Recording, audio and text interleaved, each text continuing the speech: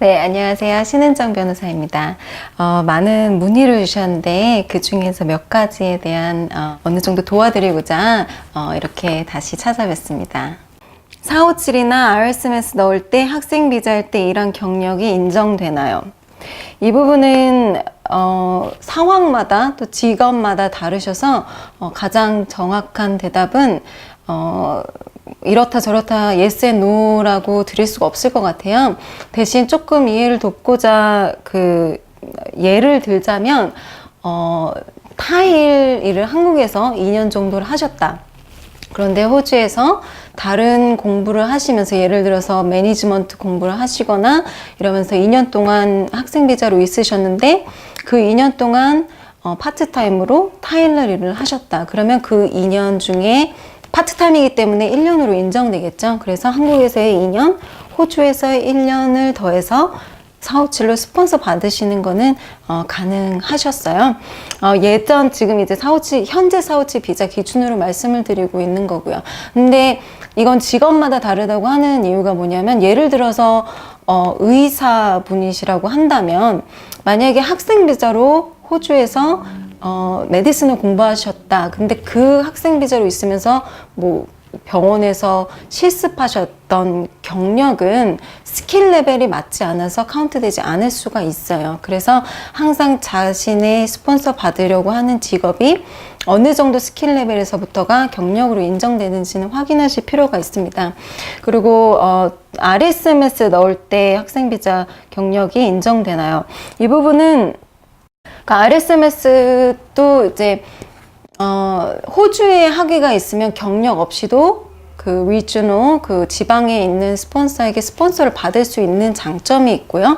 만약에 한국이나 해외 학위를 인정받고 그 학위로 스폰서를 받으시려면 3년 경력이 있으셔야 되고 그 경력이 이제 학생 비자에 있을 때 인정이 되냐 안 되냐는 아주 중요한 부분인데 일단 RSMS 비자를 신청하시기 전에 해외 학위라면 기술심사를 받으셔야 되는데 그 기술심사 기관에서 결정을 해줍니다. 근데 이제 스킬 레벨에 맞는 그 경력이어야지 그 3년을 쳐주는 거예요. 보통 기술심사 기간이 직업마다 정해져 있는데 보통 그 학위를 인정받고 그 날부터 3년일 수도 있고 어떻게 날짜를 정해줘요. 그래서 여기부터가 스킬 레벨에 적합한 경력이다. 그래서 그때부터 풀타임 로드로 3년을 어떻게 이제 인정을 받으셔야 되는 부분입니다.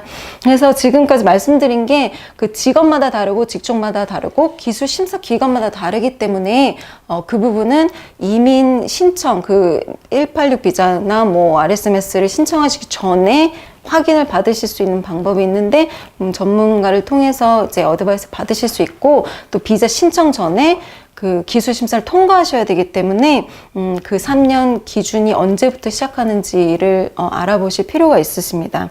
그리고 그 내년부터 시행될 TSS는 무조건 2년 경력이 필요한데 그리고 RSMS는 3년 경력이 필요하다고 하는데 이 부분에 대해서는 아직까지 정확한 정보가 있지가 않아서 이 부분 더 지켜봐야 될 것으로 보입니다. 두 번째 질문은요. ENS 신청 시 경력에 세금 낸 내역이 없어도 신청 가능한가요?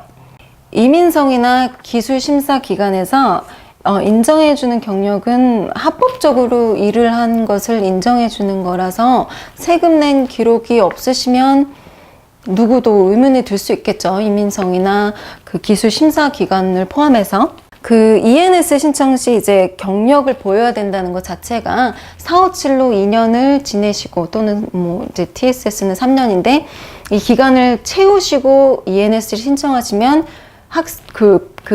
경력을 보이지 않으셔도 돼요. 그 457이나 그 TSS 비자로 일정 기간을 채웠다는 것으로 경력이 인정되는데 지금 이 질문을 하신 분은 다이렉트 엔트리가 그 관심이 있지 않나 싶은데 그 ENS 아까 전에 말씀드린 것처럼 그 신청을 다이렉트 엔트리로 하기 전에 기술 심사를 받으셔야 돼요.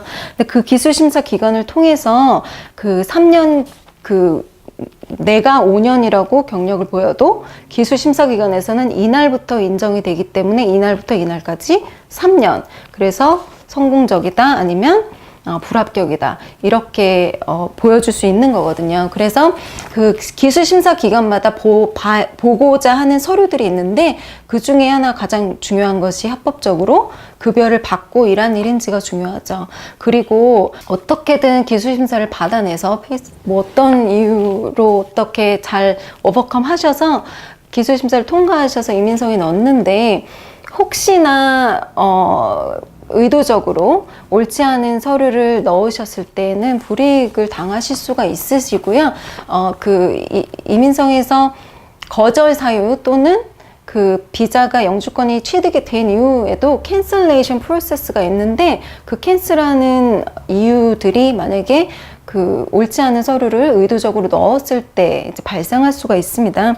그래서 이제 특히나 이제는 이민성에서 텍스 파일 넘버를 모으기 시작했고 또 뭐 기술이 발달되면서 정보기관들끼리의 data referencing, course referencing, data sharing이 너무 쉬워지다 보니까 발각되는 경우들이 더 많아질 것으로 보입니다. 그래서 어느 정도는 매우 조심하셔야 될 것으로 보입니다. 네, 세 번째 질문은 ENS 신청 시 기술 심사란. 네, 첫 번째, 두 번째 질문에서 조금 답을 드린 것 같은데, 그 기술 심사를 받으시는 분들은 그 다이렉트 엔트리로 이제 영주권을 신청하시는 분들인데, 그 직업군이 있고 그 직업이 있는데 그 직업에 또 그 직업에 해당하는 그 스킬스 어세스먼트 기관이 있어요. 그래서 기술 심사 기관에 그 의뢰를 하는 거, 신청을 하시는 거죠, 따로. 그래서 나의 학력과 나의 경력을 제출을 하고 그 기술 심사 기관에서 다 확인을 해요. 그래서 확인을 하고 그 스킬 레벨로 3년을 일했다 또는 거기서 필요한 경력이 이제 2년일 수도 있고 3년일 수도 있고 그거를 판단을 해줘서 통과를 했습니다. 이민 목적을 위해서 그 통과입니다. 불합격입니다. 라는 통지서를 받게 되는 거예요.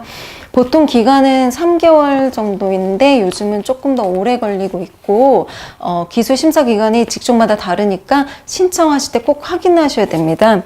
그리고 기술 심사 positive skills assessment 그러니까 그 기술 심사를 통과하셔야 그 ENS를 받으실 ENS 영주권을 받으실 수 있는 기준이 되시기 때문에 꼭 신청 전에 그 통지서를 받으셔야 되죠. 네 번째 질문은 RSMS 신청할 시 학교 34까지 아니면 디플로마까지 해야 하는가요?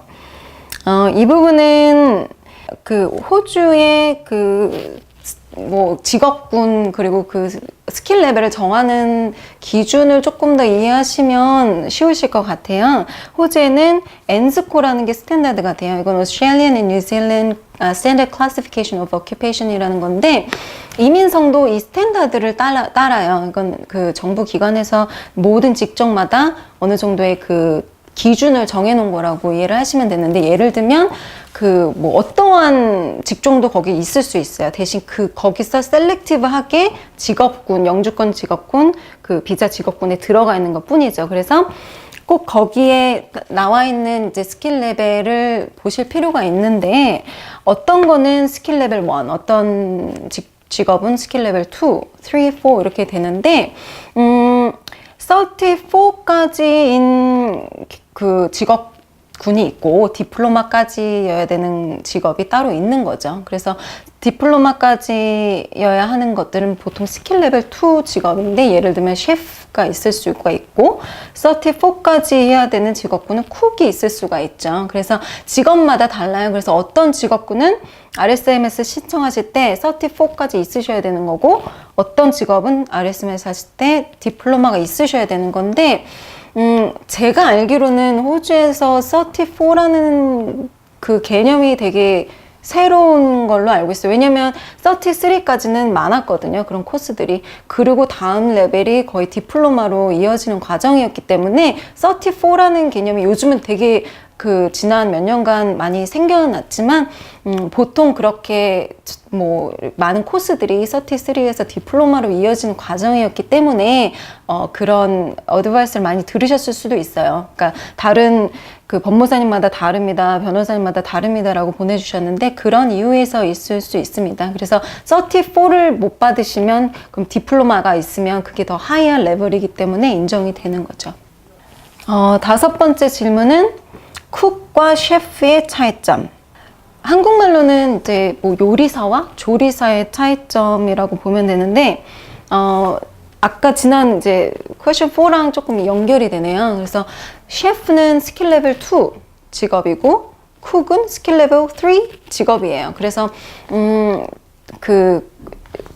스킬 레벨 3의 그 쿡은 조리사는 33 플러스 2년 언더 조업 트레이닝 실습이든지 아니면 34가 필요하고 셰프는 디플로마가 이제 미니멈 레벨인데 이제 설명을 드리자면 이 차이점을 설명을 드리자면 약간 셰프는 요리가 만들어지는 총 상황을 컨트롤하고 메뉴를 짜고 레시피를 만들고 그러한 포지션이고 쿡은 그 요리 재료를 보관하고 온도 조절을 하고 요리를 그릇에 담아서 모양을 꾸미고 그러니까 어느 정도 셰프의 보조 역할을 하는 것이라고 이해하시는 게 쉬우실 것 같아요. 다음 질문은 신랑이 학생 비자이고 동반 비자인 와이프도 20시간 일할 수 있나요? 보통은 그렇고요. 동반 비자로 이제 학생 비자를 받으신 분도 메인 비자와 보통은 동일한 그 일에 대한 제한을 받게 되세요. 근데 정확한 거는 2주에 40시간이 더 맞아요. 그러니까 일주일에 20시간이라고 보기보다는 2주에 40시간이기 때문에 내가 첫 번째 주에 5시간을 일했으면 다음 주에는 35시간을 일해도 괜찮은 거죠. 예, 2주에 40시간이 맞고 또 그 마스터 이상 공부하시는 분들의 파트너 분들에게는 그 일에 대한 제한, 그러니까 시간적인 제한이 없는 경우도 있으니까 가장 안전한 방법은 비자 승인 레터에 나와 있는 컨디션을 확인하시는 게 가장 중요합니다. 네, 마지막 질문인데요. 비자 만료 전에 ENS로 갈 수 있는 조건이 되어서 비자 신청을 하게 되면 기다리는 동안 무슨 비자 상태로 있는 건지 아니면 한국에서 기다려야 하는 건가요?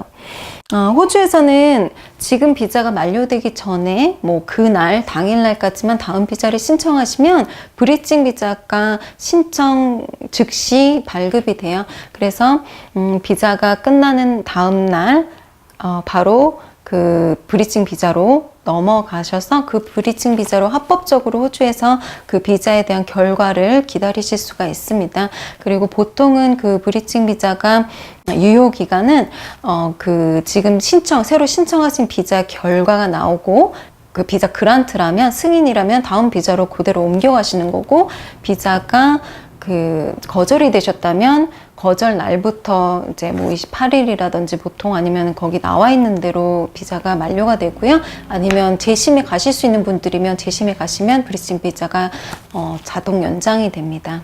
그래서 꼭 한국에 가셔서 기다리시지 않으시더라도 그 현재 비자가 만료되기 전에 다음 비자를 꼭 접수하시면 브리징 비자 발급 받으셔서 계실 수 있어요.